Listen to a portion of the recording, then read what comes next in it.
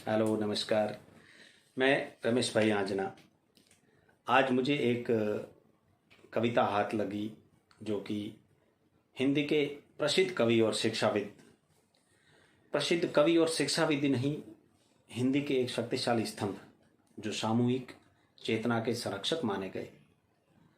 और उन्होंने अपनी कविताओं में अपनी भावनाओं का दर्द व्यक्त किया और बड़ी मोटिवेटिंग और इंस्पिरेशनल कविताएं लिखी, प्रेरणादायी कविताएं लिखी जो जीवन को, इंसान को जीवन में जीना सिखाती हैं और आगे बढ़ना सिखाती हैं, चलना सिखाती हैं। उन कवि का नाम है शिव मंगल सिंह सुमन।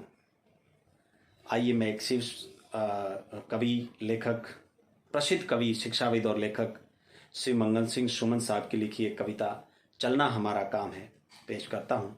बड़ी मुझे पसंद आई, जो बड़ा मोटिवेशन देती है, बड़ी प्रेरणा देती है।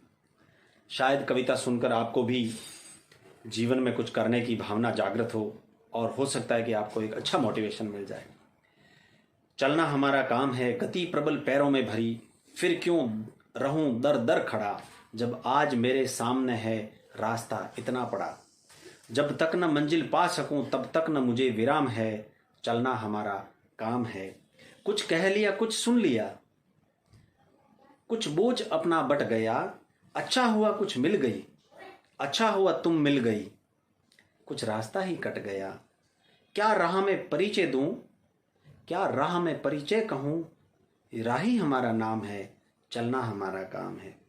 जीवन अपूर्व लिए हुए पाता कभी खोता नहीं, जीवन अपूर्व लिए हुए पाता कभी खोता नहीं, आशा निराशा से घिरा हंसता कभी रोता नहीं।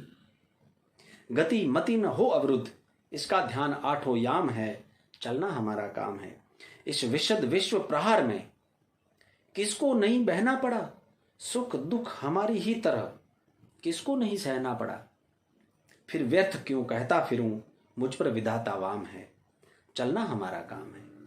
मैं पूर्णता की खोज में दर दर भटकता ही रहा, मैं पूर्णता की खोज में दर दर भटकता ही रहा, प्रत्येक पग पर कुछ न कुछ रोड़ा अटकता ही रहा। निराशा क्यों मुझे, जीवन इसी का नाम है, चलना हमारा काम है। राह में चलते रहे कुछ बीच में ही फिर गए, गति न जीवन की रुकी, जो गिर गए सो गिर गए।